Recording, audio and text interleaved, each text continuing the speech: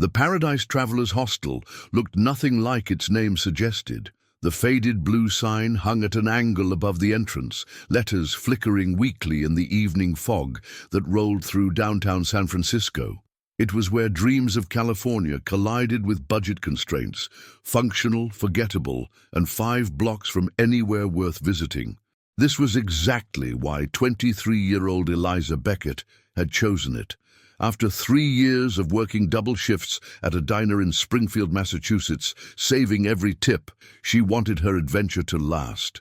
Each penny saved on accommodation meant another day exploring, another experience to bring back home. "I'll be fine, Mom," Eliza had promised during their last call, her voice echoing in the hostel's communal phone area. "It's just for 2 weeks, then I'm heading to Los Angeles. I'll call you when I get there." That was the last time Catherine Beckett heard her daughter's voice. 4 days later, when the daily text messages stopped, something inside her already knew. Mothers often do. Detective Marcus Reeves hated missing persons cases. 22 years on the force had taught him that the first 48 hours were crucial, and they were already well past that marker when Eliza Beckett's file landed on his desk. The report was sparse. Young woman, traveling alone, last confirmed sighting at Paradise Travelers Hostel 6 days ago. No signs of forced entry. No suspicious credit card activity. Phone going straight to voicemail. Just another backpacker who vanished into the vast geography of America. "What do we know about her last movements?" Reeves asked his partner, Detective Ana Diaz, who was scrolling through surveillance footage. "Not much," Diaz replied, tucking a strand of dark hair behind her ear. "She checked in on the 17th, was seen coming and going normally for 3 days. The hostel's cameras show her entering on the evening of the 20th, around 7:42 p.m. That's the last confirmed sighting. Room check. Bed was made, almost untouched. Passport and larger luggage still there. Cell phone charger plugged in. Only her daypack and phone seemed to be missing." Something about that detail nagged at Reeves. Travelers didn't leave passports behind, not voluntarily. Who else was staying there? Any guests check out suddenly? Diaz shook her head. "The hostel has a rotating door of backpackers, but nobody fits the profile of interest. Mostly European kids, a few Australians. Nothing seemed out of the ordinary." Reeves stood up, reaching for his jacket. "Let's go back there. I want to walk the route from her room to the exit. Sometimes the building tells you what the people won't." The Paradise Travelers Hostel stood shoulder to shoulder with other buildings in a narrow valley of concrete. To its left, an aging convenience store. To its right, the towering, majestic Grande Hotel, 15 floors of faded luxury that had seen better days but still commanded respectable rates due to its location. The hostel manager, a gaunt man named Terence with smudged glasses, led the detectives down a narrow hallway on the 3rd floor.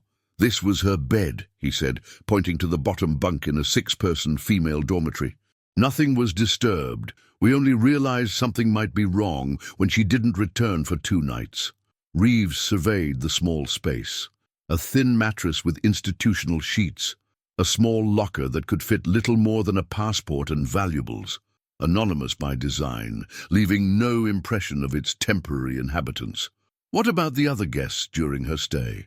Diaz asked, snapping on latex gloves as she carefully opened Eliza's locker. Terence consulted his registration book. 4 others, 2 Danish girls traveling together, now in San Diego. A Canadian woman, checked out yesterday. And a girl from Seattle who's still here, though she's out sightseeing now. "We'll need their contact information," Reeves said, examining the space between the bed and wall. "All of them." "Of course," Terence nodded. "Though I should mention the walls between us and the Majestic are thin. Some guests complained about noise from their maintenance staff in the days before she disappeared." "What kind of noise?" "Drilling, banging, something about plumbing repairs. It stopped after a couple of days." Diaz caught Reeves's eye, a silent communication born of years working together. It was probably nothing, but coincidences earned extra scrutiny. "We'll want to talk to them too," Reeves said. 5 days into the investigation, Catherine Beckett arrived in San Francisco. She brought with her a suitcase full of her daughter's photos and mementos, as if these pieces of Eliza's life could somehow summon her back. The press conference was brief but emotional. Catherine, with red-rimmed eyes but a steady voice, pleaded for information about her only child. Local stations carried it, and for 48 hours, Eliza's smile was everywhere, on telephone poles, store windows, and evening news. The tip line rang constantly for the first day. By the second, calls trickled to a few per hour. By the end of the week, the phone sat silent. Reeves had seen it before. Public interest in missing adults never lasted long, especially without signs of foul play or dramatic circumstances. People disappeared every day in America. Some wanted to. Others had that choice made for them. "We've got nothing, Marcus," Diaz said one evening, 3 weeks into the investigation. The case files were spread across their desks, thin compared to most. "No body, no crime scene, no suspects. The trail's gone cold." Reeves stared at Eliza's photo. Young, bright-eyed, with the kind of optimism that came from never having encountered real danger. "Someone knows something," he said quietly. "People don't just evaporate." But without new evidence, there was little they could do. Other cases came in. Resources were reallocated. The active search gradually transitioned to intermittent database checks. Her file moved from the detective's desk to a cardboard box, and finally to the department's basement, where it sat alongside hundreds of others whose stories remained unfinished. Catherine Beckett returned to Springfield, but something essential had been left behind in San Francisco. Her life became divided into 2 periods, before and after. Before, when the future held holidays and potential grandchildren. After, when each morning began with the crushing weight of uncertainty. She maintained Eliza's social media accounts, posting pleas for information. She remortgaged her house to hire a private investigator who eventually delivered a thick file that led nowhere. She joined support groups for families of missing persons, and every year, on the anniversary, Catherine returned to San Francisco. She distributed fresh flyers with Eliza's face, walking the same streets her daughter might have walked, searching for, what? A sign, a miracle. "The not knowing is the worst part," she confessed to Detective Reeves during her 5th annual visit. "Sometimes I think I'd rather find out she's gone than live with this limbo." Reeves, now with more gray in his hair, could only nod. Of all his unsolved cases, Eliza Beckett's had become the one that haunted his dreams, the file he occasionally pulled out on quiet nights, reviewing facts he'd memorized years ago, looking for something he might have missed. Neither could have imagined that the answer had been just next door all along, slowly dissolving in darkness, waiting to be found. Years passed. San Francisco continued its relentless evolution. Tech startups replacing family businesses, luxury condos displacing long-time residents. The Paradise Travelers Hostel closed in 2019, unable to compete with trendy boutique hostels catering to Instagram-obsessed backpackers. The building was purchased by a developer with plans to convert it into micro-apartments. Though financing issues had left it vacant for nearly 2 years, only the majestic Grande Hotel persisted, unchanged and unapologetic in its dated grandeur. The hotel had found its niche, catering to budget-conscious tourists and business travelers who valued location over modern amenities. Its lobby still featured the same faux marble floors and brass fixtures that had been installed during the Reagan administration. On a foggy Tuesday morning in February 2023, 12 years after Eliza Beckett vanished, Jake Whitman checked into room 92 of the majestic Grande. A pharmaceutical sales rep from Chicago, he'd chosen the hotel based solely on its proximity to the medical center, where he'd be giving presentations all week. Jake's first night passed uneventfully. His second night, however, ended with him standing barefoot in the bathroom at 3 a.m., staring in confusion at the brownish water trickling from the faucet. "Must be the old pipes," he muttered, flushing the toilet to see if it would clear. When it didn't, he made a mental note to mention it to the front desk in the morning. By breakfast, he'd forgotten about it entirely. Darlene Chen had worked at the majestic Grande for 15 years. starting as a housekeeper and working her way up to head of maintenance. She knew every creaking floorboard, every temperamental radiator, every ceiling tile that leaked during heavy rains. The hotel was like a living entity to her, with moods and ailments that required regular attention. "Mr. Whitman in 912 says his water's coming out brown," the front desk clerk informed her as Darlene made her morning rounds. "And Mrs. Gallagher in 1014 says there's a weird smell in her bathroom." Darlene nodded, adding these complaints to her mental checklist. Water issues weren't uncommon in a building this old, especially during winter, when increased rainfall often stirred up sediment in the city's aging infrastructure. "I'll check the tanks on the roof," she said. "Probably just need to flush the system."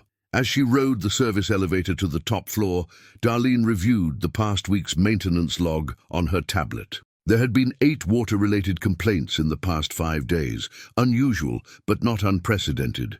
What concerned her more was the pattern, all from the east wing of the building, all mentioning discoloration or odor. The hotel's water system was divided into 4 zones, each served by its own rooftop tank. The east wing tank was the oldest, installed during the original construction in 1974. It had been due for replacement for at least a decade, but management kept deferring the expense. The roof access door stuck slightly, as it always did in damp weather. Darlene pushed through, emerging onto the flat expanse of tar and gravel that formed the hotel's rooftop. 4 large cylindrical tanks stood like sentinels at each corner, connected by a maze of pipes and valves. Darlene headed for the east tank, the walkie-talkie at her hip crackling with a question from one of her staff. She responded automatically, her attention already focused on the maintenance ladder bolted to the tank's exterior. According to the log, no one had performed an internal inspection in over 18 months. "Time to see what's going on with you," she murmured, securing her tool belt and beginning to climb. Officer Ray Patel was nearing the end of his shift when the call came in. Possible human remains discovered at the majestic Grand Hotel. At first, he assumed it was a hoax or a misunderstanding. In his 8 years on the force, calls about bodies usually turned out to be homeless people sleeping in stairwells, or occasionally hotel guests who'd expired from natural causes. The scene that greeted him on the Majestic's rooftop suggested something altogether different. Darlene Chen sat on an air conditioning unit, trembling despite the emergency blanket wrapped around her shoulders. A younger maintenance worker stood nearby, his face ashen, sneaking occasional glances at the open hatch of the water tank, as if expecting something to emerge. "I found pieces," Darlene said when Patel approached. Her voice was steady, but her hands shook violently. "In the water. Human. I think it's human." Patel radioed for backup and approached the tank cautiously. The circular opening at the top was approximately 3 feet in diameter, with a rusty metal ladder descending into darkness. He directed his flashlight downward. The beam cut through murky water, illuminating what was unmistakably a human skull resting at the bottom of the tank, tangled in what appeared to be clothing and long strands of hair. 30 minutes later, the rooftop buzzed with activity. Crime scene technicians carefully documented the scene while divers prepared to recover the remains. Hotel management huddled in tense conversation with city health officials, who had already ordered the water shut off to the entire building. Detective Sophia Winters, recently transferred to homicide from Vice, supervised the recovery operation. She'd been briefed on the basics. Maintenance worker finds human remains in water tank, likely there for some time based on decomposition. "Any ID on the victim?" she asked the lead CSI, who was photographing the tank's exterior. "Not yet, but based on the hair length and clothing fragments, likely female. We won't know more until we get everything out and to the lab." Winters nodded, surveying the rooftop. "Who has access up here?" "Maintenance staff, management, doors kept locked, key at the front desk, but the lock's pretty basic. Anyone determined could get through." "And how long do you think?" The technician shrugged. "Hard to say. Water accelerates decomposition in some ways, preserves in others. Could be months, could be years."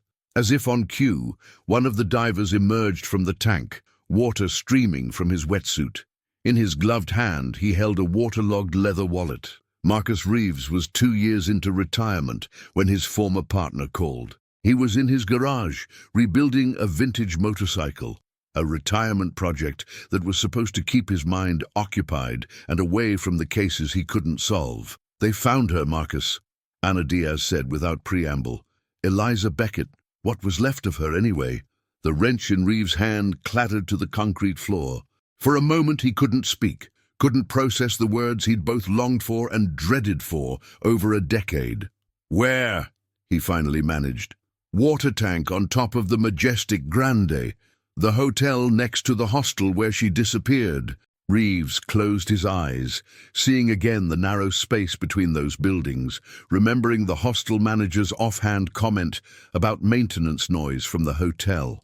All those years ago, the answer had been right there, literally next door, and they'd missed it. "I'm coming in," he said, already reaching for his jacket. "Thought you might say that," Diaz replied. "I'll tell Winters you're consulting. She's good, Marcus. You'll like her." Reeves barely heard her.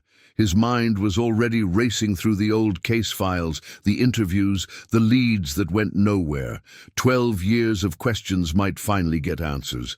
But first, he needed to make a call to Springfield, Massachusetts.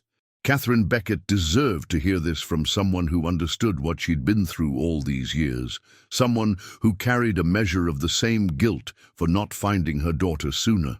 The majestic Grande Hotel was officially closed pending investigation, its guests relocated to nearby accommodations at the city's expense. Yellow crime scene tape cordoned off the entrance, where news vans had gathered like vultures, cameras trained on the revolving doors as officials came and went. Inside the hotel's small business center, now repurposed as an investigation headquarters, Detectives Winters and Diaz had assembled a makeshift evidence board. Photos of Eliza Beckett, both in life and the grim remains, recovered from the tank, were pinned alongside a timeline spanning 12 years. "DNA confirmation came back this morning," Winters said as Reeves entered the room, coffee in hand. "It's definitely Eliza Beckett. Dental records match too." Reeves nodded, his eyes fixed on the smiling photo of Eliza taken just days before her disappearance. "Catherine's flying in tomorrow. I told her not to come, that there's nothing she can do here, but she needs to be close," Diaz finished. "I get it." Winters gestured to the timeline. "The coroner can't pinpoint exact time of death after so long, but based on the state of decomposition and the items found with the body, she believes Eliza was placed in that tank within 24-48 hours of her disappearance." "Placed," Reeves repeated, his expression darkening.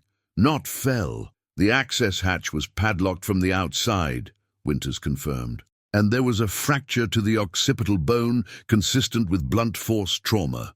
She was dead or unconscious when she went into that tank." Reeves sank into a chair, the weight of this revelation settling over him. For years, he'd entertained various theories, that Eliza had run away, fallen victim to human trafficking, or met with foul play elsewhere in the city. Never had he imagined she'd been so close all this time, literally overhead, as he'd conducted his investigation in the building next door. "We need to identify everyone who had access to that roof in 2011, Diaz said, tapping her pen against her notepad. "Hotel staff, maintenance workers, contractors, already on it," Winters replied. "But it's complicated. The hotel changed ownership in 2017. Employee records from 2011 are incomplete at best, and the roof access wasn't exactly secure. The lock was basic, and there were multiple ways up there besides the main service door." Reeves stared at the timeline, his detective's mind recalibrating to this new reality. "We need to look at guests too, anyone staying at the Majestic around the time she disappeared." Winters shook her head. "Those records are long gone. The hotel only keeps reservation information for 7 years. What about credit card data? Security footage?" Reeves pressed. "Footage is overwritten every 90 days, and credit card records would require subpoenas for every issuing bank, with no guarantee they've retained the data this long." The room fell silent. the magnitude of their challenge apparent. 12 years had erased most of the evidence they'd typically rely on. Witnesses' memories would have faded. Physical evidence had been compromised by water and time. They were investigating a murder that had already gone cold once before. "There is one thing," Diaz said, breaking the silence.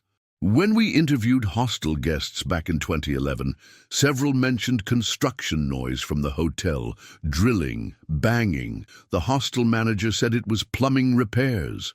Reeves straightened, remembering. "I followed up with the hotel manager at the time.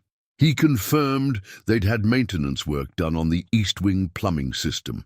The same wing where Eliza was found," Winters noted, already reaching for her phone. "We need to find who did that work." Catherine Beckett stood alone on the majestic Grande's rooftop, gazing at the water tank that had been her daughter's tomb for 12 long years. Detective Reeves stood a respectful distance away, having convinced the crime scene technicians to grant her this moment of privacy. "It seems so ordinary," Catherine said finally, her voice barely audible above the city sounds drifting up from below. "Just a metal tank on a roof. How could no one notice for so long?" Reeves had no answer that would bring her comfort. The truth was both mundane and horrifying. Infrastructure was invisible until it failed. People drank, showered, and brushed their teeth with water from that tank, never questioning its source or what might be lurking within it. "We're going to find who did this," he promised, knowing it might be a promise he couldn't keep. Catherine nodded, wiping away tears with the back of her hand. "I always thought not knowing was the worst part, but this," she gestured toward the tank, "this is worse somehow. Thinking of her in there, alone in the dark, while life just went on around her." The breakthrough came not from police work, but from a local news broadcast about the case. A retired plumber named Howard Gaines contacted the tip line after seeing the story. "I worked maintenance at the Majestic back then," he told Winters and Reeves during his interview. "Not officially on the books, the manager liked to save money by paying cash for odd jobs. I remember that week because we had issues with the east tank. Pressure problems, some discoloration in the water." "Did you access the tank?" Winters asked, trying to keep the urgency from her voice. Gaines shook his head. "That's the thing. When I went up to check it, the padlock had been changed. Couldn't get in. The manager, Carter his name was, said he'd hired a specialist for that job, told me to focus on the guest room repairs instead." Reeves leaned forward. "This manager, where is he now?" "Died a few years back, I heard. Heart attack or stroke, something like that." Winters and Reeves exchanged glances. A dead end. "Was there anyone else who might have been involved with the tank repairs?" Winters pressed. "Anyone who had access or showed unusual interest?" Gaines was quiet for a moment, his weathered face creased in concentration. "There was one fella, not hotel staff, but he was around a lot that spring. Some kind of consultant for the owner, always poking around the building systems, asking questions about the water supply, electrical, that sort of thing." "Do you remember his name?" Reeves asked, pen poised over his notepad. "Morgan, I think. Or Morgenstern, something like that." Gaines frowned. "Tall guy, well-dressed. I remember he had a weird scar on his hand, like a burn mark." For the first time in 12 years, Reeves felt the familiar surge of adrenaline that came with a solid lead. "Would you recognize him if you saw him again?" Gaines nodded slowly. "Yeah, I think I would." As night fell over San Francisco, the investigation gained momentum. The name Morgenstern led to Vincent Morgenstern, a hotel efficiency consultant who had worked with several San Francisco hotels between 2009 and 2015. His current whereabouts were unknown, but his driver's license photo had been distributed to law enforcement throughout California. In the business center of the majestic Grande, Reeves studied the photo, a middle-aged man with cold eyes and a tight smile. Nothing about his appearance screamed killer, but Reeves had learned long ago that evil rarely announced itself. "We'll find him," Diaz said, sensing Reeves's thoughts. But the veteran detective knew that finding Morgenstern was only the beginning. Connecting him to Eliza's death after 12 years would require evidence that might no longer exist, witnesses whose memories had faded, and a bit of the luck that had eluded them the first time around. As he stared at Morgenstern's photo, Reeves made a silent promise to Eliza Beckett that this time they wouldn't fail her. 3 days after Howard Gaines identified Vincent Morgenstern's photo, authorities located the man living under an assumed name in a small coastal town near San Diego. The arrest was uneventful. Morgenstern offered no resistance when officers arrived at his rented bungalow, almost as if he'd been expecting them all these years. In an interrogation room at San Francisco Police Headquarters, Morgenstern sat opposite Detectives Winters and Reeves, his posture relaxed, despite the handcuffs securing him to the table. At 57, he appeared older than his driver's license photo, hair grayer, face more lined, but the cold eyes remained unchanged. "You know why you're here," Winters began, sliding a photo of Eliza Beckett across the table. Morgenstern glanced at the image without emotion.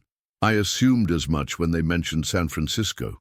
We found her remains in the water tank at the Majestic Grande," Reeves said, studying Morgenstern's face for any reaction. "The same hotel where you were working as a consultant when she disappeared." A slight nod was Morgenstern's only response. "Why?" Reeves pressed, leaning forward. "Why Eliza Beckett?" For a long moment Morgenstern remained silent, his gaze distant as if contemplating how much to reveal. When he finally spoke, his voice was calm, methodical. "It wasn't personal, she was simply convenient." He flexed his right hand, revealing the burn scar Gaines had remembered. "I was at the hostel, checking their water pressure issues.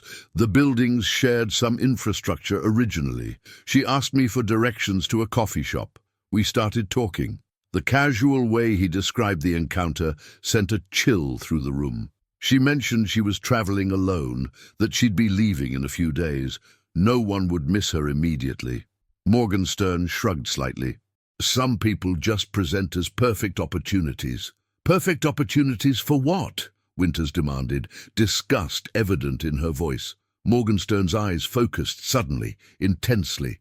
"To satisfy curiosity, to experience something significant." The interview continued for hours, Morgenstern gradually revealing details of how he lured Eliza to the hotel rooftop with a story about a spectacular city view, how he struck her from behind when she turned to admire the skyline, and how he disposed of her body in the water tank, a location he knew would remain undisturbed for maintenance checks only once every few years.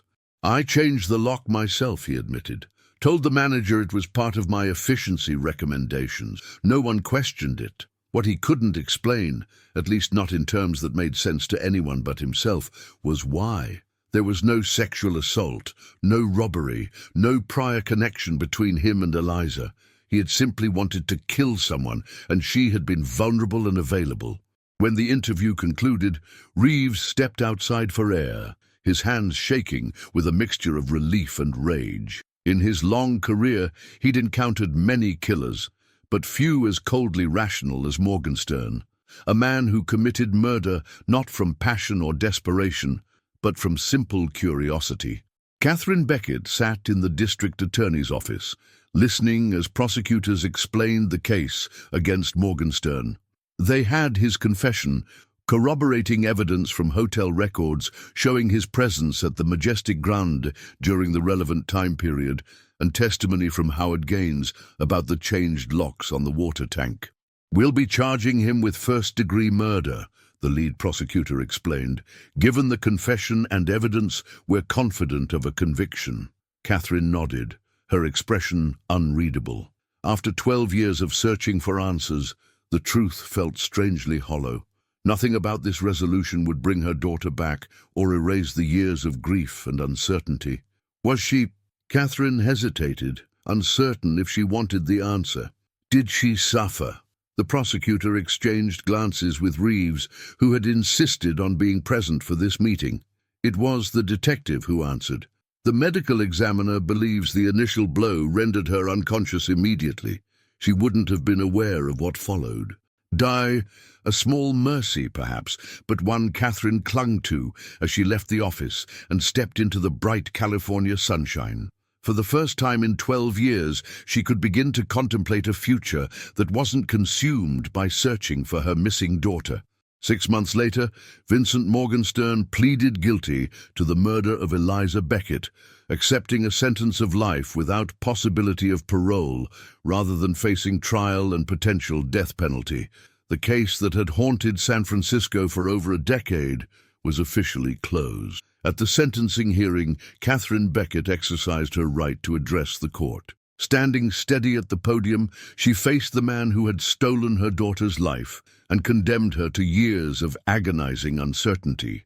For 12 years, I imagined every possible scenario for what happened to my daughter, she said, her voice firm despite the emotion behind it. None of them included her being murdered by a stranger for no reason other than his own curiosity, then discarded in a water tank like garbage. Morgenstern watched her impassively from the defense table. I won't say I forgive you. I won't give you that comfort. But I will say this. You failed. You thought Eliza would be forgotten, that her disappearance would be just another unsolved mystery. Instead, she'll be remembered, and her case will change how hotels and hostels protect their guests and maintain their facilities. Following the discovery at the Majestic Grande, San Francisco had passed Eliza's Law, requiring regular inspections of all water tanks and rooftop access points at hotels. If you want to hear the rest of this story, please leave a comment on this video and subscribe.